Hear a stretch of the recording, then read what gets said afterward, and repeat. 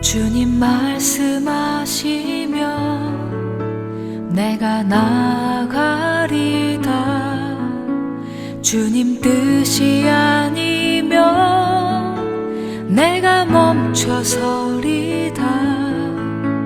나의 가고 서는 것 주님 뜻에 있으니 오 주님 나를 이끄소서. 주님 말씀하시면 내가 나가리다. 주님 뜻이 아니면 내가 멈춰서리다. 나의 가고 서는 것 주님 뜻에 있으니 오 주님 나를 이끄소서. 뜻하신 그곳에 나 있기 원합니다.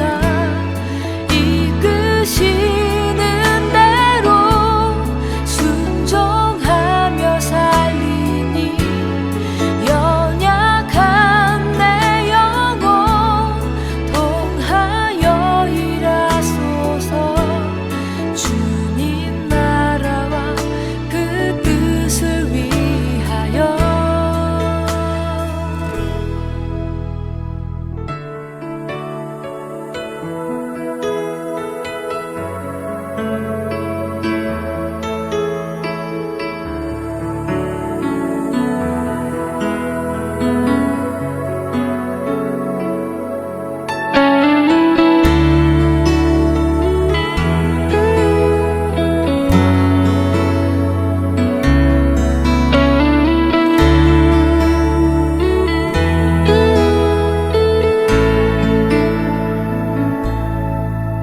주님 말씀하시면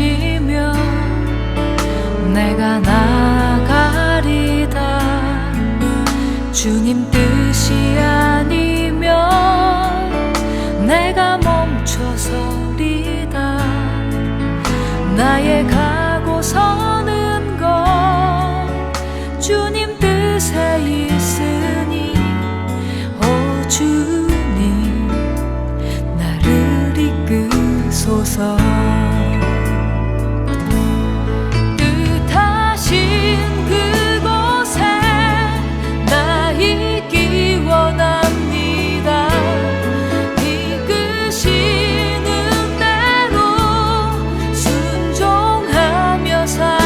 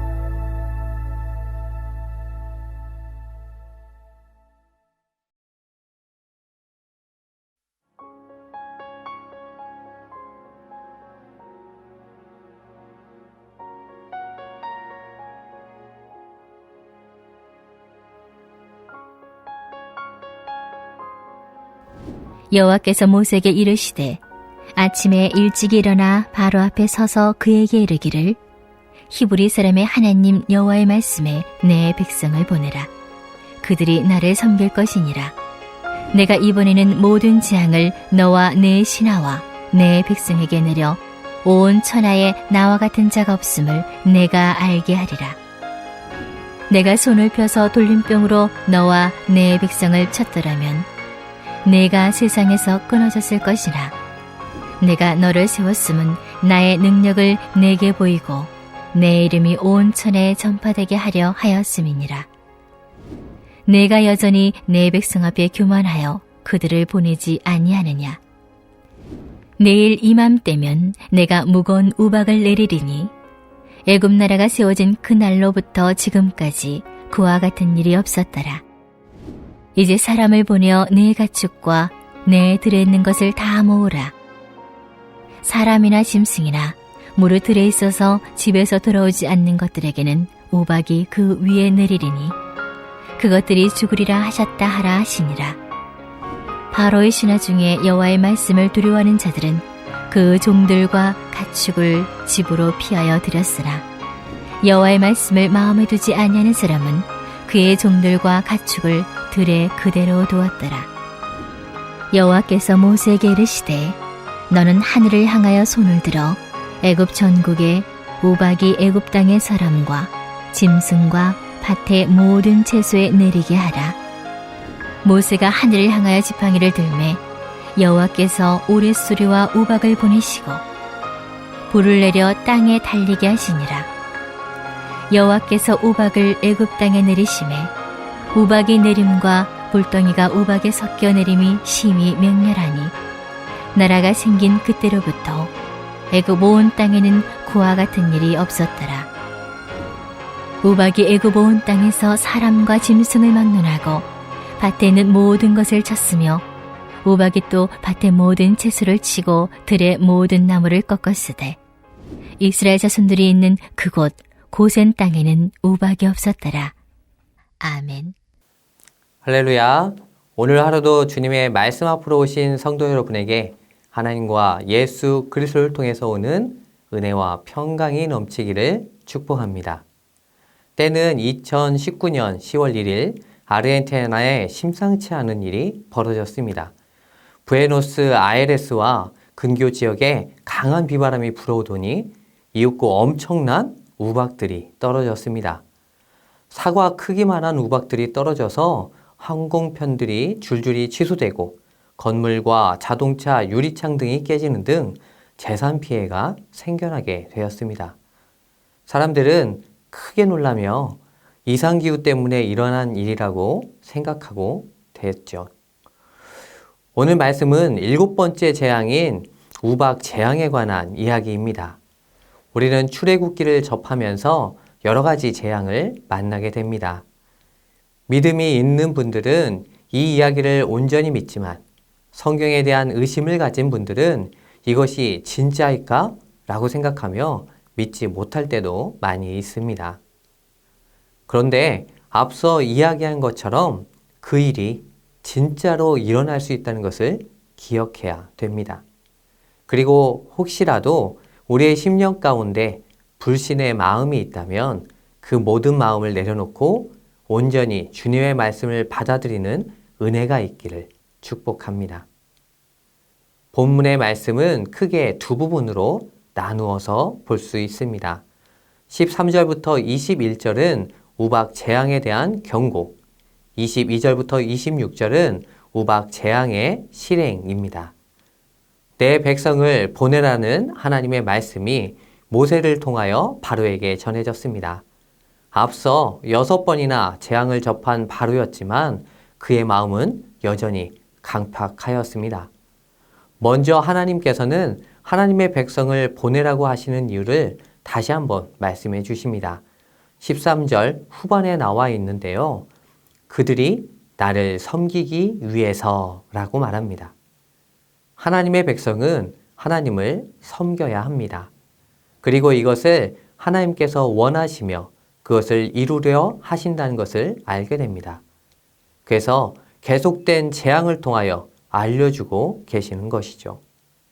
사실 하나님께서는 10번의 재앙이 아니라 단 한 번의 재앙으로도 이스라엘 백성을 구하실 수 있었습니다.